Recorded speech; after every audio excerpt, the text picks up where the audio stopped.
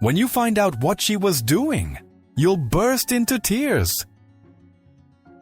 Sophia Johnson never imagined her life would change when she accepted the job of caring for Margaret, the elderly and stern mother of millionaire Daniel Bradford. Black, dark-skinned, and with a charming smile, she enters the mansion merely as an invisible employee, but with a silent force capable of transforming everything around her. Through rejection, humiliation, and moments of pain, Sophia remains steadfast, carrying within her a dignity that no prejudice can erase.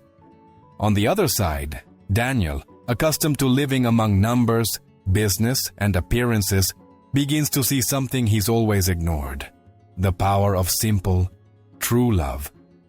What blossoms within that home is not just a story of care, but a battle against prejudice, social barriers, and long-held fears. And when everything seems about to fall apart, an unexpected gesture changes everyone's fate forever. Before we begin this moving story, I want to hear from you. Where are you watching from? Let me know in the comments. I love seeing where our stories go, and if you enjoy intense, emotional love stories with heartbreaking endings, subscribe to the channel now. That way, you won't miss any new stories and help this space grow even more. The Boston morning was cool and clear when Sophia Johnson stepped off the bus, clutching a simple, worn leather bag and a beige coat that clung to her curvaceous body. Her dark skin had a natural glow, and her hair, carefully straightened at the sides and slightly curled at the ends, framed her face elegantly. Her smile, the smile that seemed to warm entire hallways, flashed in and out, suppressed by the anticipation of her first day. She walked down the tree-lined street to the iron gates of Bradford Mansion, a Georgian mansion with a red brick facade, tall windows, white columns, and a meticulously manicured garden. There was the smell of freshly cut grass and a faint scent of lavender wafting from flower beds at the entrance.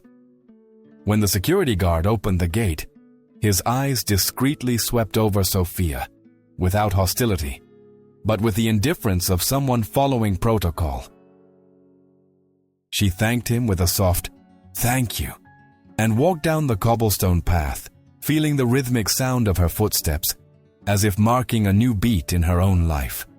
Upon reaching the main door, she was greeted by Irene, the housekeeper, a middle-aged white woman with a rigid posture, a neat bun, and an attentive expression. "You're Sophia, right? Punctual? I like that," Irene said, nodding her head with restrained approval. "Yes, I am." "Thank you for the opportunity," Sophia replied, maintaining a calm smile, even though her heart was beating fast. Inside, the mansion was a blend of tradition and technology. Persian rugs muffled the sound of footsteps, while discreet wall screens displayed calendars, market news, and security alerts. Family portraits lined the main hallway, the face of the deceased patriarch, a tycoon with a steady gaze, a photo of Daniel as a young man, dark blue suit, impeccably poised, and, in the center, Margaret, elegant, slim, with silver hair, a stern gaze that bore into the camera. Irene led Sophia to the bedroom wing. "Your focus is on Mrs. Margaret. She has good days and difficult days. Medication schedules, lighter meals. She likes chamomile tea at 4. And she hates noise when she wakes up. I understand. I'll take care of her like she's family," Sophia said, her voice firm, with effortless tenderness. In the living room, Daniel Bradford appeared like a magazine cutout. Tall, broad-shouldered, fair-skinned, with perfectly styled dark brown hair and blue eyes that always seemed to be calculating his next decision. His impeccably tailored gray suit reinforced the image of absolute control. He was talking on the phone, his fingers flicking quickly across a tablet. "Yes? Sign the contract. No room for error," he said, ending the call with a ring. Noticing Sophia, he assessed her for a moment, not with disdain, but with the functional indifference of someone who sees another cog in the mechanism that sustains their life. "You're the new caregiver." "I am Mr. Bradford, Sophia Johnson," she replied, holding his gaze with respect and serenity. "Great. Irene will go over the routines. We need punctuality and discretion. My mother doesn't like surprises." Sophia noticed the austere tone, but also something hidden deep in his eyes, a weariness that brooked no witnesses. She nodded, holding back the urge to smile back. This wasn't the time to expose herself. It was time to work. In Margaret's room, light filtered through white curtains. The adjustable bed sat next to a reading chair and a round table with a porcelain cup still bearing tea marks. There were well-kept books, old photographs in silver frames, and a wall clock that ticked away with almost unnerving precision. Margaret sat straight, a pale blue shawl draped over her narrow shoulders. Her skin was as thin as tissue paper, her thin hands bulging with veins. She lifted her chin as Sophia entered, her clear eyes taking in every detail, her clothes, her hair, her posture, her calmness. "So it's you," said Margaret, without smiling. "It's me, Mrs. Bradford. My name is Sophia. I'm here to help with whatever you need."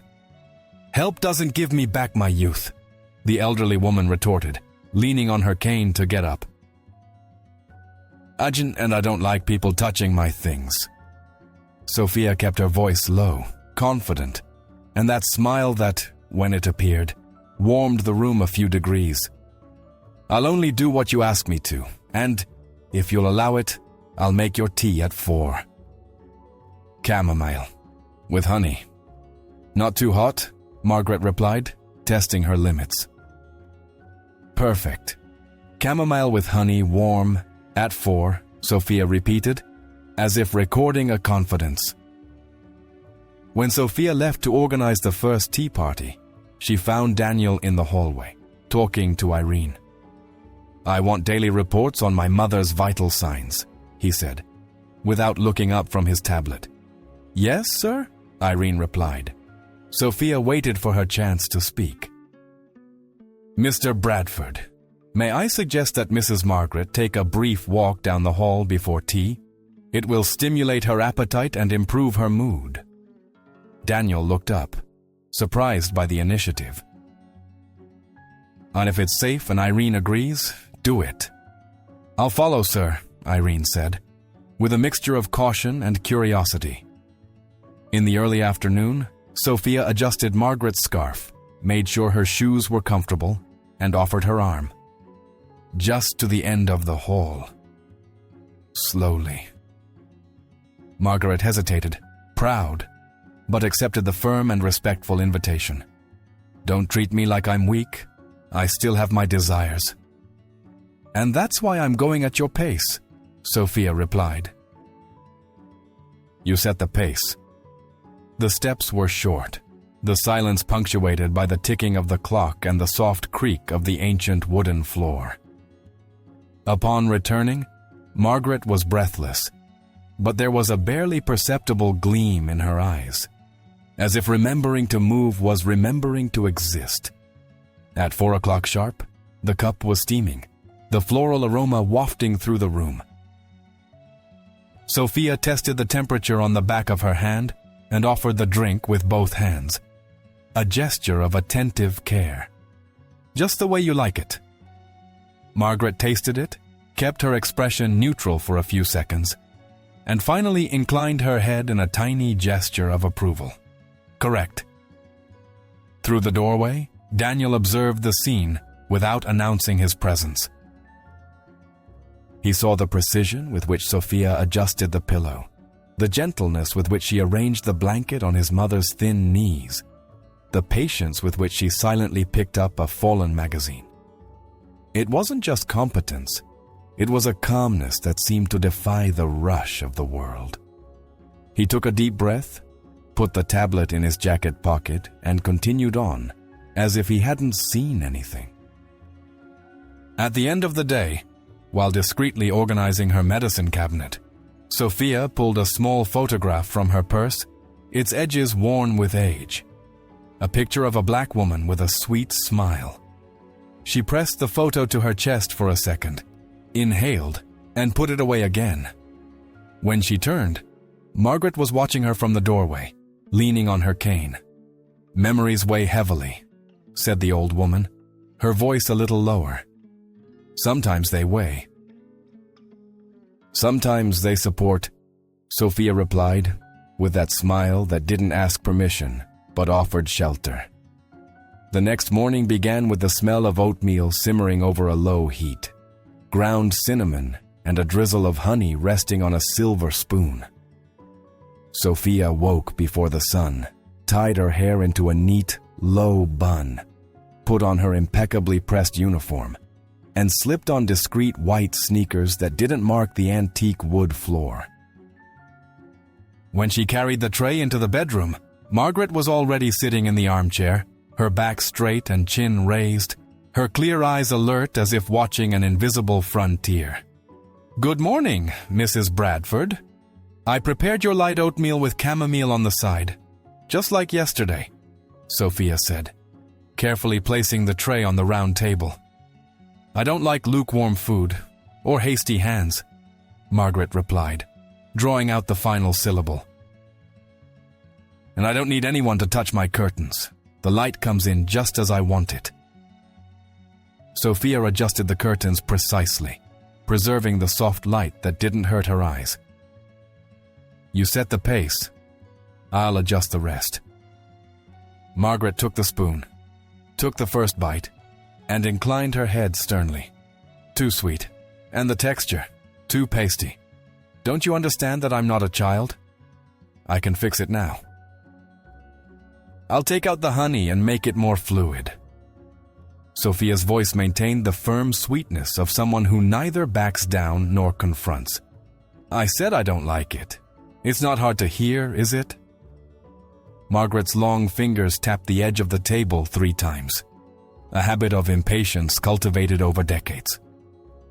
Sophia quietly picked up the bowl, went to the kitchen, and returned with another, lighter, honey-free, discreetly smoking. "Here you go, just the way you prefer it." Margaret watched silently. She raised the spoon to her lips, didn't acknowledge it, didn't offer praise. She simply continued eating, as if acceptance required a silent ritual. Finally, she wiped her lips with her napkin and rested her hand on her cane. "I don't want you talking to me all the time. The house is already noisy enough." "I'll only say what's necessary," Sophia said, putting away the tray. "But I'll be around." The rest of the morning was a parade of minor frictions. At bath time, Margaret demanded that the water be kept at not 1 degree too hot, not 1 degree too cold. When changing the sheets, she complained about the crease that wasn't perfectly symmetrical. While organizing her medicines, she complained that the box was too exposed. And between each request came the arrow that hurt more than any order. "I don't like outsiders touching me." Sophia took a deep breath, feeling the weight of each word. Her dark skin glowed in the room's filtered light. Her face remained serene. The smile would appear for a few seconds and then recede again, like someone sheltering a flame.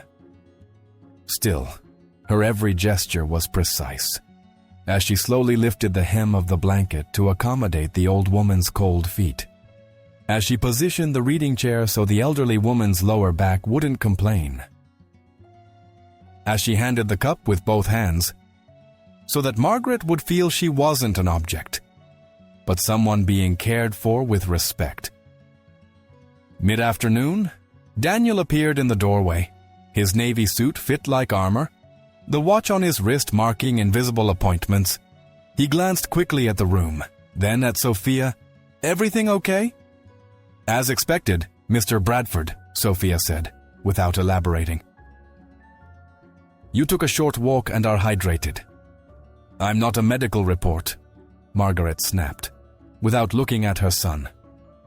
"If you're going to talk about me, talk when I'm not listening," Daniel bit back his own reply, breathing through his nose. "We have a video conference at 5, Mom. I'll be back to see you later." He turned to Sophia. "Anything. Call Irene." He left, the sound of his discreet soles fading into the hallway. A subtle electricity lingered in the air. Margaret watched the door for a few seconds, then looked at Sophia. "You know how to smile at people. It's a shame the world doesn't smile back." "The world sometimes takes time, but it learns," Sophia replied, without irony. "Don't be naive. People like you come and go from these houses without leaving a footprint." Her tone was sharp, but there was something weary behind it, as if she doubted what she was saying. Sophia didn't back down. "Footprints don't need to be seen to exist." The old lady gave a half smile that didn't quite complete. "We'll see." For snack, Sophia made thin toast with mashed avocado and lemon, cut cherry tomatoes into perfect halves, and brought a smooth mint tea. As she set the plate down, her fingers brushed the antique porcelain, and the cup wobbled dangerously. Reflexively, Sophia held on tight before it fell. Margaret's eyes widened, more in shock than anger, and she let out a sigh that betrayed her fragility. "I told you I don't like noise." "Sorry, not a drop fell." "It's okay." Sophia handed the cup back, her hand steady as a metronome. Margaret was silent for a few seconds, her shallow breathing returning to normal. "That china belonged to my mother." "You can't buy anything else like it." "I know the value of what you can't buy," Sophia said. And it was the first time her voice carried a reminiscence, almost a tremor. Then she spread butter on one corner of the toast. "To make it easier, try this part, it's softer." The woman obeyed, somewhat reluctantly. She chewed slowly, her gaze slanting toward Sophia's gestures. When she finished, she put down her fork and adjusted her blue shawl, highlighting her narrow shoulders and delicate collarbone. "I didn't turn my home into a hospital. I don't want it to seem like I've lost everything I am." "I see who you are, even when the pain tries to hide it," Sophia said. "And I'm just here to remind your body of the comfort it deserves." The afternoon wore on, and Sophia, sensing the elderly woman's uneasiness, took a small, warm towel from her pocket. She knelt slowly, without intruding, and massaged Margaret's thin hands in circular motions. Her cool skin responded to the heat with a subtle blush. The elderly woman closed her eyes for a moment, not in surrender, but as if giving herself a break from exhaustion. "Who taught you that?" The question came out harsh, but curious. "My mother. She said that hands tell stories when someone listens properly." "And do you listen?" Margaret's clear gaze returned to Sophia, testing her soul. "I try to listen to what the silence screams." There was a brief, painless silence. For the first time that day, Margaret didn't correct anything. She just let her hands rest there, in the warmth, as the clock ticked away with less harshness. In the hallway, low voices echoed. 2 staff members were talking, unaware that Sophia might overhear. "How long will she last?" one asked. "Mrs. Poncheva's Margaret never lets up." The other replied, "The new one is different. Have you seen how calm she is?" Sophia didn't comment. She walked to the small, elegant music room, where a grand piano rested under a dark cloth. Leaning against a shelf was an old radio with metal knobs. She turned the volume down as low as possible, turning the dial until she found a classic jazz station. The melody of a saxophone, soft as a sigh, drifted down the hallway without invading the room. "What's the nerve of you?" Margaret said, appearing in the doorway, holding onto her cane. I didn't authorize music. I can hang up immediately if you prefer. But I thought some quiet music might lighten up the afternoon tea. Margaret took a step forward, her eyes fixed on the radio. The melody changed to an old song, a ballad that reeked of ballroom dancing and long dresses. The elderly woman touched the doorframe with her fingers, as if tasting the texture of the past. This song, "Your grandfather used to dance with me when I was 20. Sophia kept a respectful distance. "Do you want me to hang up?" "No." "Just don't make a habit of it." The voice came out smooth. At the end of the day, as Sophia was packing her medicines and discreetly recording her tea and walk times, Margaret spoke from her pillow, barely looking. "Tomorrow's oatmeal, with a little nutmeg. My mother used nutmeg." "Noted. Nutmeg, just a little. And don't move my cup. I can reach it better when it's on the right." "Right." "Don't move." Margaret gave a tiny, almost imperceptible nod and leaned back in her chair. Her face wasn't smiling, but the hardness in her gaze had softened a notch. When Sophia left the room, she passed Daniel in the hallway. He was holding his cell phone, his suit tie gone, sleeves rolled up, revealing strong forearms. "Did my mom give you a hard time today?" "She gave me instructions. I'm learning her house," Sophia replied calmly. Daniel held her gaze for a second longer than protocol required. "Keep it up. Discretion and consistency. That's all I ask." Sophia nodded and continued, a brief smile lighting up her face. As she passed the music room again, the old ballad returned, this time without the radio. Sophia, very softly, hummed a passage like a distant memory, an almost whispered chant. In the bedroom, Margaret, who was supposedly dozing, opened her eyes. Her hand clutched her shawl with unexpected force, as if the note had touched an invisible thread from the past. She called out, in a tone that mixed fright and need, "Girl, where did you learn that song?" Margaret's voice still echoed in the hallway when Daniel, descending the marble steps with firm steps, stopped before the half-open door. He heard his mother call for Sophia with an unusual intensity. He hesitated for a moment, curious, but chose to watch from afar, leaning against the door frame. Inside the room, Margaret stood with teary eyes, fixed on Sophia, who was still holding the tea tray. "Girl, where did you learn that song?" The elderly woman insisted, her voice trembling as if she had gone back decades. Sophia, surprised by the reaction, took a deep breath before answering. "My mother used to sing to me when I was little." It was her way of calming the house after difficult days. Margaret closed her eyes, letting a tear slowly run down her thin skin. "My father sang to me, before I knew the real world." She fell silent, and Sophia simply adjusted the blanket over her legs, not asking anything else. The silence, this time, wasn't hostile, but almost complicit. Daniel watched everything, his blue eyes fixed on that intimate scene. On the outside, he maintained the cool demeanor of a businessman accustomed to controlling meetings and million-dollar contracts. Inside, something was bothering him. It wasn't just the song. It was the way Sophia stood firm in the face of her mother's thorns. That smile, even amidst the contempt, had a power he couldn't explain.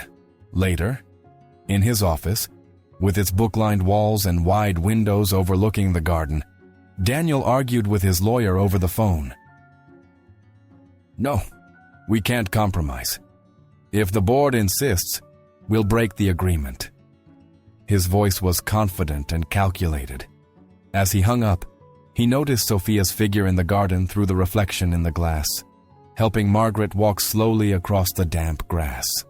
The scene gripped him uncomfortably. He closed the curtain as if refusing to feel. But the image was already imprinted in his mind. The patience with which Sophia held her mother's fragile arm, the calm tone with which she encouraged each step. Daniel frowned, trying to dispel the strange feeling. At dinner, the family gathered at the long oak table. Margaret, seated at the head, refused almost every dish, grumbling. "This meat is dry. Who authorized this new cook?" Sophia, standing, served her a vegetable soup specially formulated to aid digestion. "Try it, Mrs. Bradford. It's seasoned with fresh herbs. It might help you rest better tonight." Margaret took the spoon suspiciously, tasted it, and didn't complain. She just continued eating in silence. Daniel, sitting at the table, watched. He noticed his mother was less tense, but he refused to take credit. "You know you don't have to try so hard," he said to Sophia after dinner, when he saw her discreetly collecting the tray. "People come and go. It's not your job to change my mother's routine."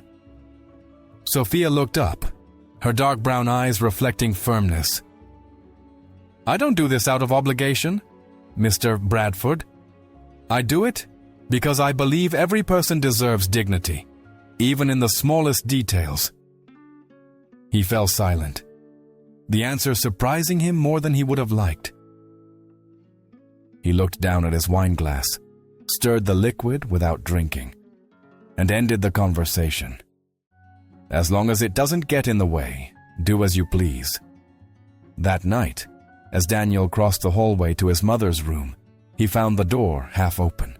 Inside, Margaret slept peacefully, a rare sight. Sophia, sitting in the armchair, quietly read a classic book of poems, the lamplight gilding her profile. Daniel stood still, not announcing his presence. The contrast was almost cruel. His mother, who had never accepted fragility, now rested in peace thanks to a woman who, to him, should have been just another employee. Something inside him wavered between curiosity and discomfort. As Sophia closed the book and adjusted the blanket over the elderly woman, her eyes flickered up and met the reflection in the wall mirror. She noticed Daniel's silhouette in the hallway. She said nothing, just smiled slightly, a smile that wasn't one of submission, but of someone who knew the value of what she was doing. Daniel immediately looked away and moved on, as if he hadn't been seen. But his heart, which he'd kept locked behind spreadsheets and reports, beat faster.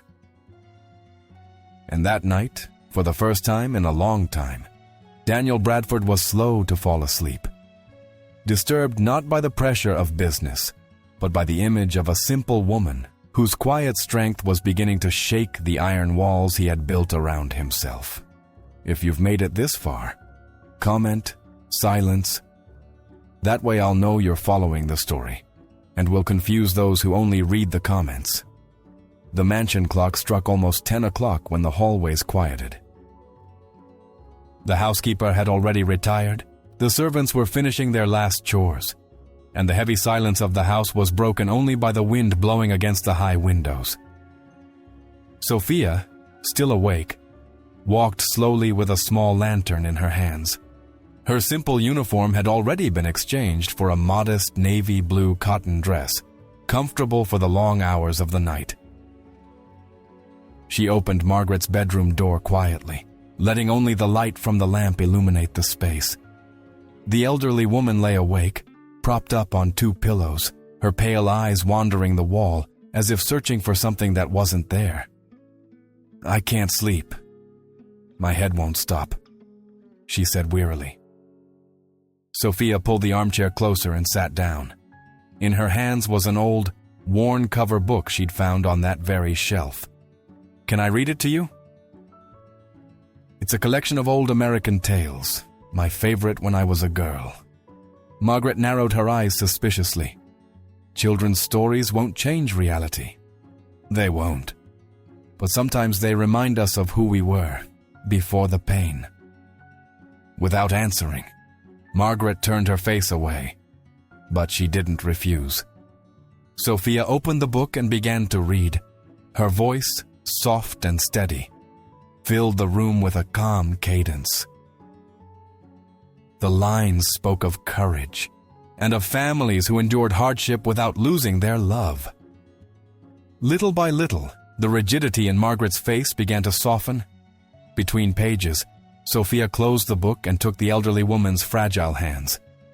The skin was thin, almost translucent, cool to the touch. She began massaging slowly, in circular motions, as if bringing life back to what seemed dormant. Margaret let out an unexpected sigh, a sound of relief. This reminds me of the way my mother used to do it when I had a fever. Sophia smiled but didn't respond. She continued her silent care, looking tenderly at the woman who, hours before, had treated her with suspicion, and, as if the gesture called for an answer, she began to sing softly. It wasn't a grandiose song, but a simple lullaby melody, charged with memory and emotion.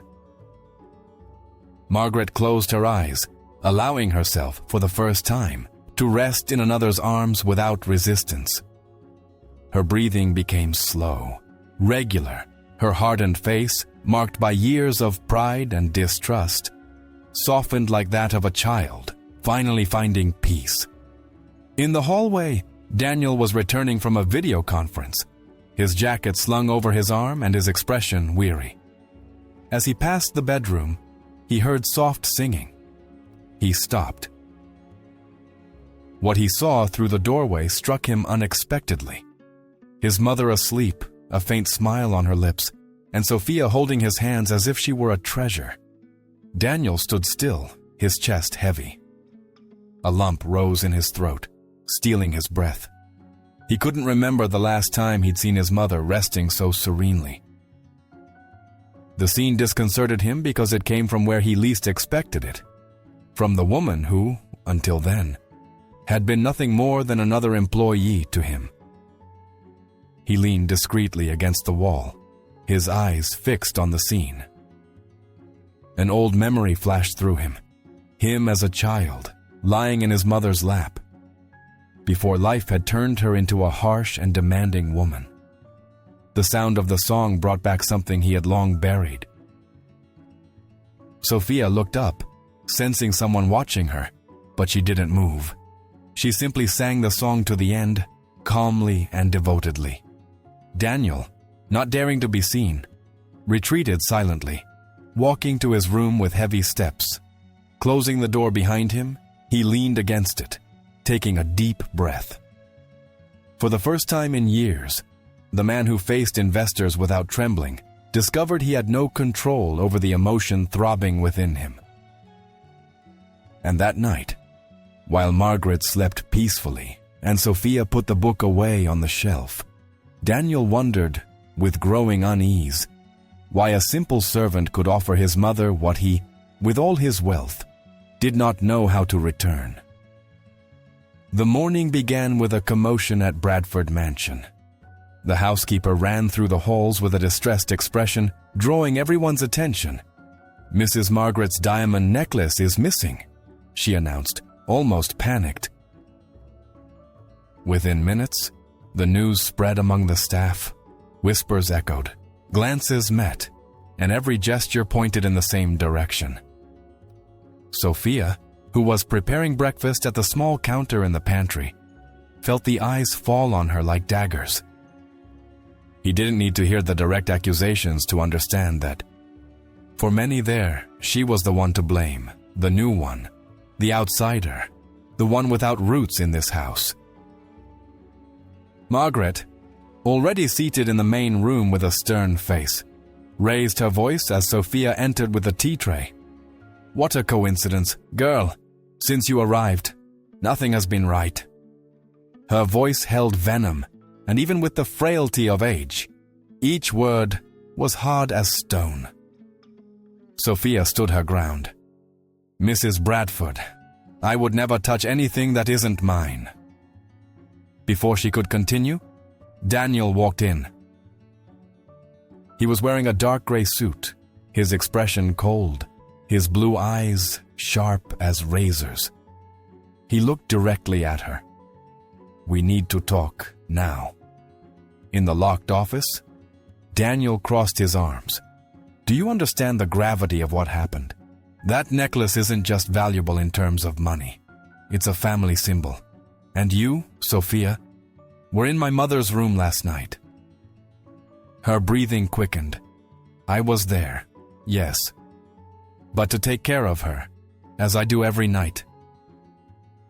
I didn't touch anything more than was necessary." Daniel narrowed his eyes. "All the other employees have been here for years. There's never been a problem. Since you arrived, the necklace has disappeared. What am I supposed to think?" Tears began to well up, but Sophia didn't raise her voice. "You can think what you want of me, Mr. Bradford, but I've never stolen anything. Not here. Not anywhere." He slammed his hand down on the wooden table. "Then prove it to me. Where were you when the necklace disappeared?" Sophia took a step back, swallowing hard. The lack of evidence was her prison. "I have no proof. I only have my word." The heavy silence stretched on. Daniel stared at her, torn between the firmness expected of him and the strange memory of the nights he'd seen her care for his mother with unparalleled dedication. But the pressure of the house, the insistent voices of the old servants, and Margaret's stern gaze burned in his mind. "Until everything is cleared up, you will be kept under observation. Any slip-up, and you will be out of this house." Sophia looked down, tears streaming quietly. "If that's what you think is fair, I'll accept it, but I won't beg you to believe me."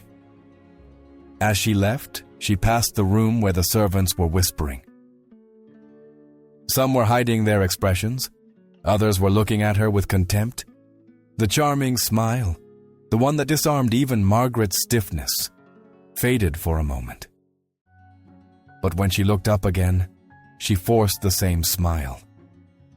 As a shield against the humiliation, Margaret, watching from her chair, murmured softly, "It's always the same.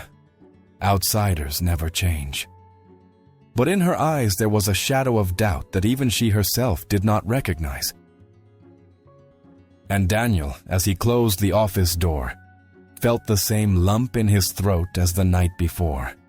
For the first time, he wasn't sure he was doing the right thing, but it was too late to turn back. The days following the accusation weighed on Sophia like a shadow. She continued to perform each task with dedication, preparing Margaret's medicine, organizing the cupboards, cleaning every corner of the mansion with the same care as always. But behind the stubborn smile she maintained, there was a painful silence. The suspicious eyes of the servants still followed her, and Daniel, despite maintaining his firm posture, seemed to avoid her. On that cloudy Sunday afternoon, Margaret asked for her old clothes to be removed from the trunk in her closet. Sophia obliged politely, opening the dark wood cabinet that held decades-old mementos. As she folded dresses yellowed with age, something glinted in the background, sliding between the fabrics. Sophia's heart raced. It was the diamond necklace, intact, glinting in the dim light of the lamp. Margaret's eyes widened as she saw the piece. Her breath became shallow, and the stiffness she always carried gave way to a rare moment of fragility. "My God, it was here all along." Her voice trailed off. "I must have hidden it without realizing it. Maybe I wanted to keep it from someone who never existed." Sophia lifted the necklace, handing it over with both hands, without irony, without accusation. "The important thing is that it's back to you, where it belongs." At that moment, Daniel entered the room, summoned by the housekeeper who had overheard the confession. He stopped in the doorway. Surprised, seeing the jewel in Sophia's hands, Margaret, teary-eyed, stammered, "It was my mistake." She never touched anything that wasn't hers. The silence was heavy. Daniel approached slowly, his face contorted with shame he couldn't express. "So, everything we told you," he murmured, staring at Sophia. Her eyes fixed, she replied without hesitation, "I hold no grudges, Mr. Bradford. I know who I am, and that doesn't change because of other people's doubts." The words, spoken simply and without anger, pierced Daniel like an invisible blade. Accustomed to confronting shareholders, lawyers, mass and business rivals with measured speeches, he didn't know how to react to such dignity. For the first time, he lowered his eyes before someone who served in his own household.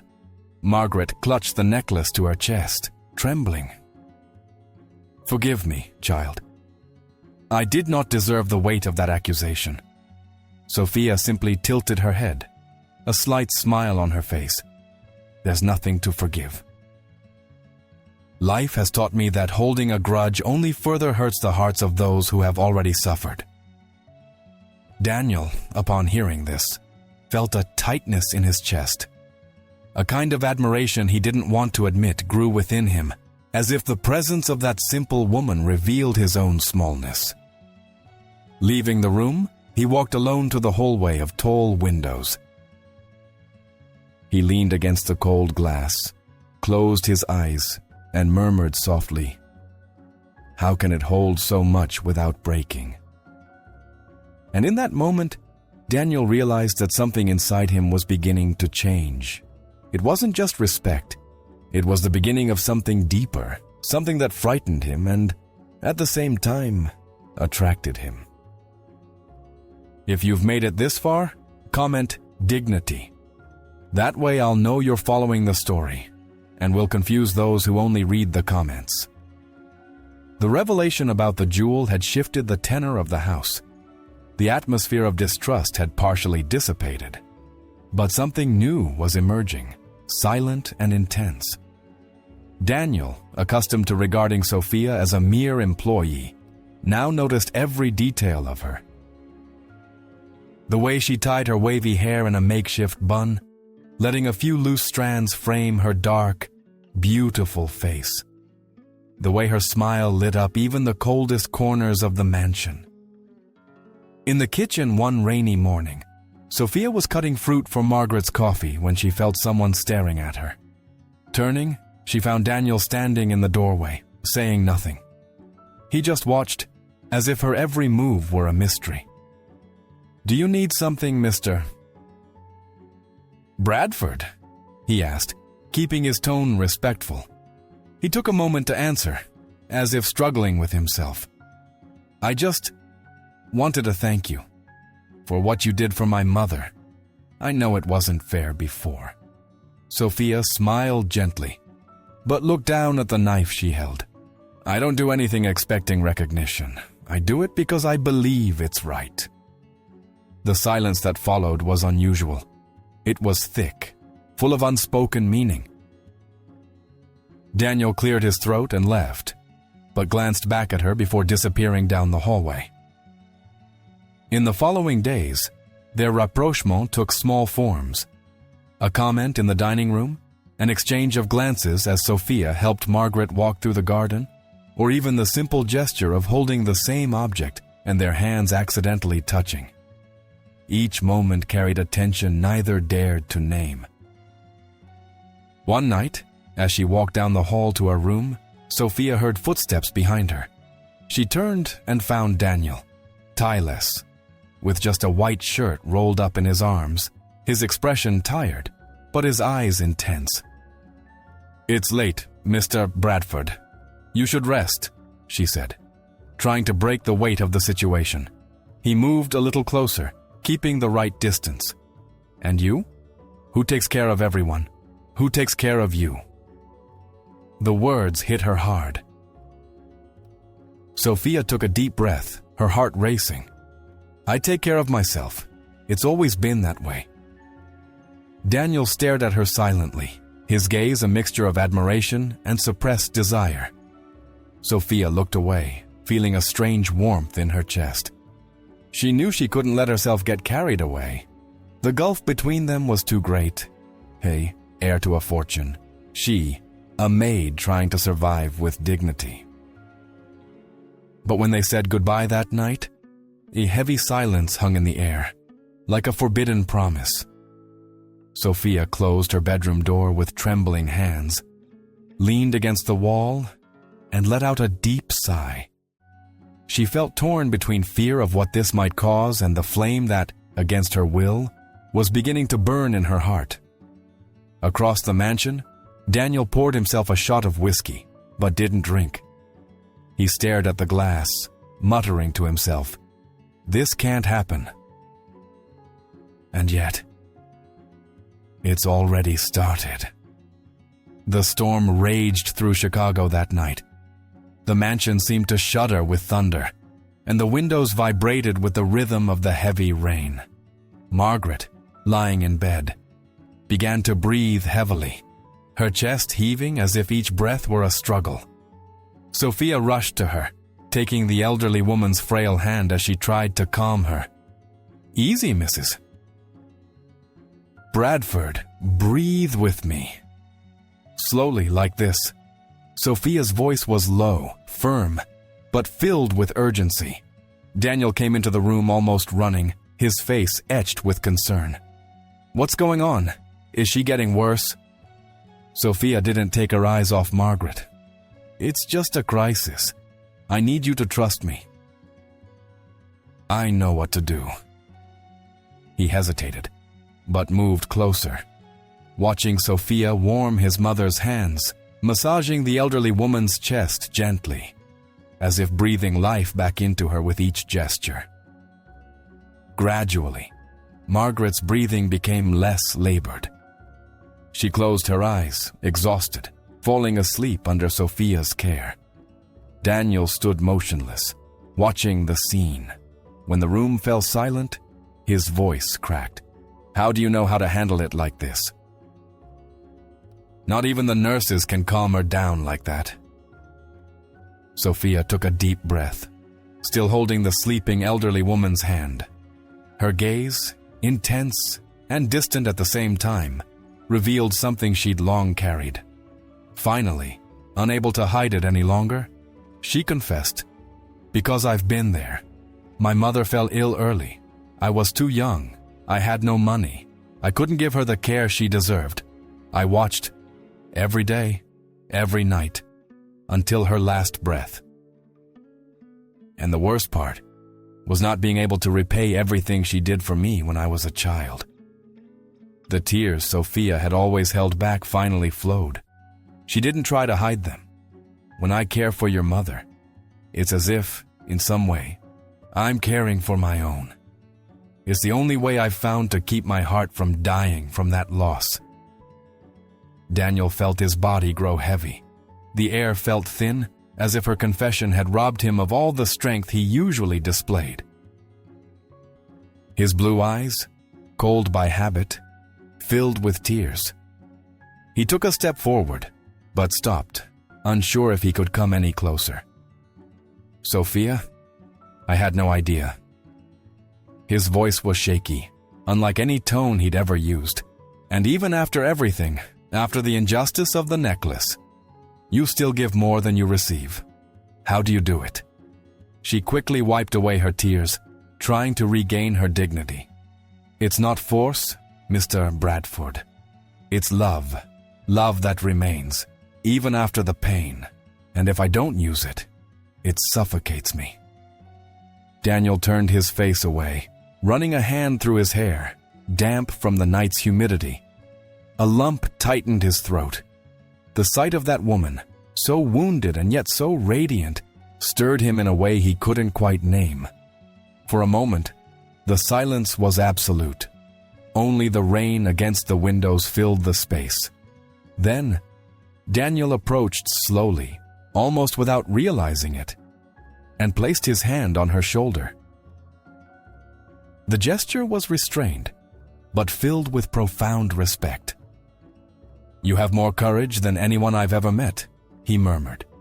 Sophia looked up at him, her eyes still tearful, and in that instant, something invisible united them.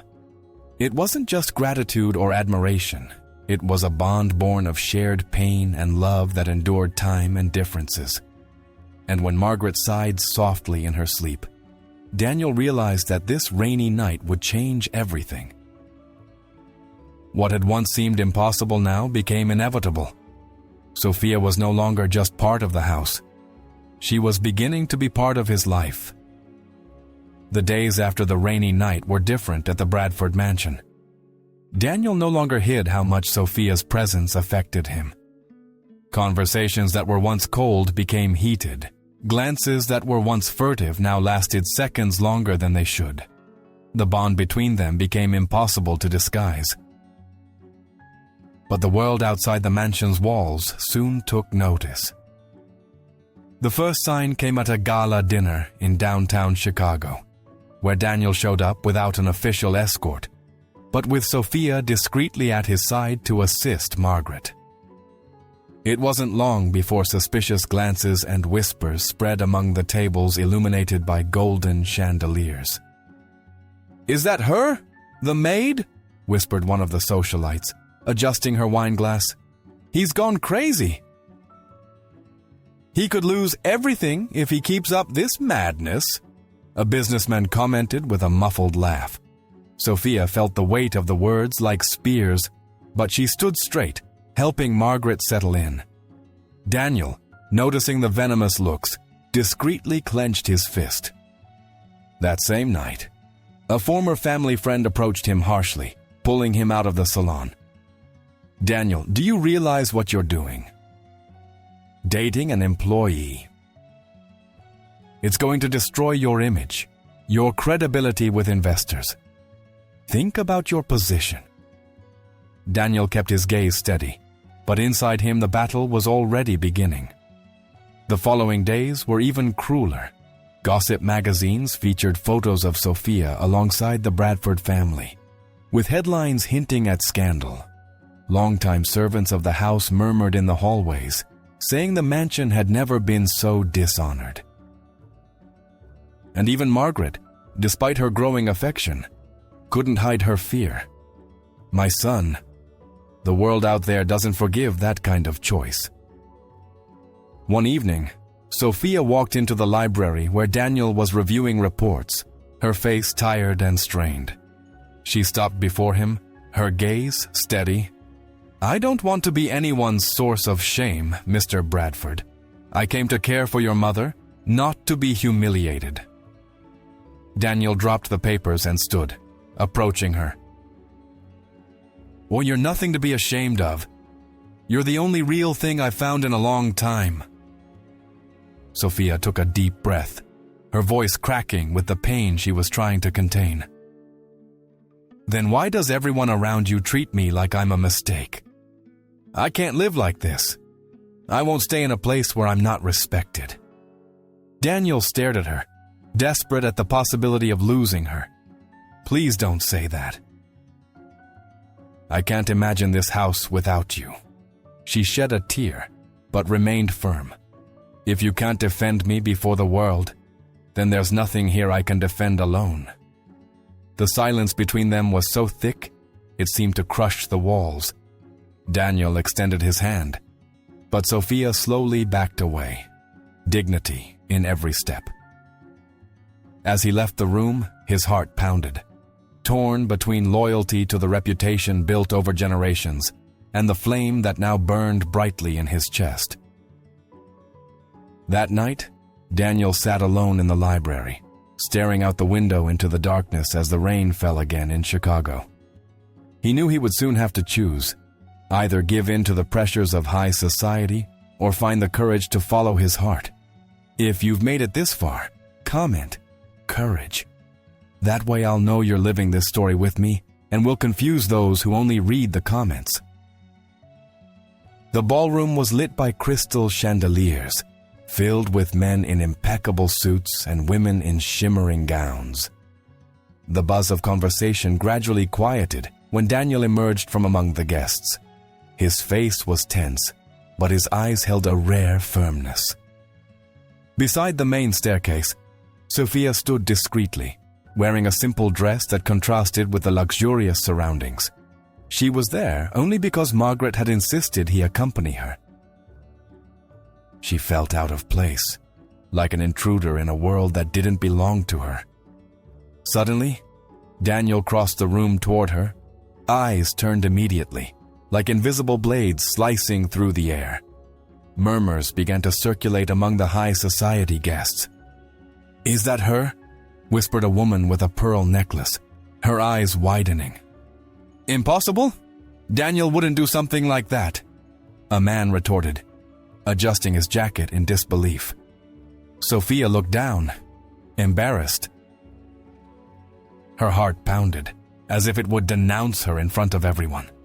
She thought about walking away, but Daniel held her hand tightly, preventing her from taking a step back. "Sophia," he said clearly, hushing the entire room. "It's time to stop living for others. It's time to live your truth." A murmur of shock ran through the room.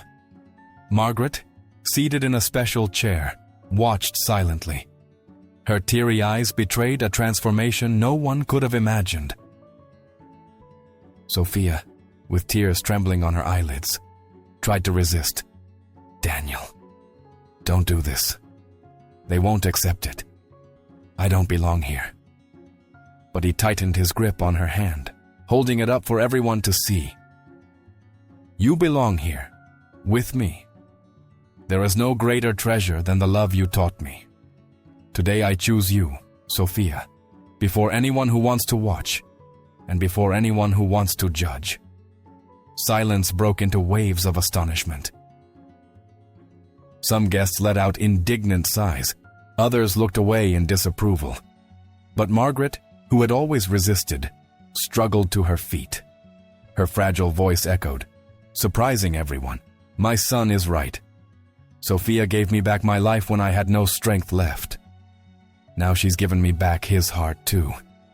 And I accept her as part of our family." Sophia couldn't hold back her tears. She rested her face against Daniel's chest, finally feeling seen, finally respected.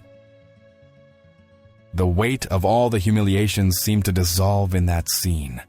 The entire room, divided between prejudice and emotion, witnessed something no one would dare forget. Daniel kissed her forehead tenderly and added, "Love knows no boundaries of color, money, or position. True love is born of dignity and courage. And that's why nothing and no one will separate us." The music began to play softly again, but now it sounded like a new melody, the soundtrack to a new beginning. Sophia and Daniel stood hand in hand, strong, in front of everyone. What had once been a scandal now became a lesson. No fortune could surpass the greatness of a silent love that had finally spoken louder. So, what did you think of this story? I'd love to hear your thoughts. Leave a rating from 1 to 10 in the comments, indicating how much it touched your heart. If you enjoyed it, like the video, share it with someone special, and subscribe to the channel to see more stories. And before you leave, I've already put together another moving story that will touch you even more deeply.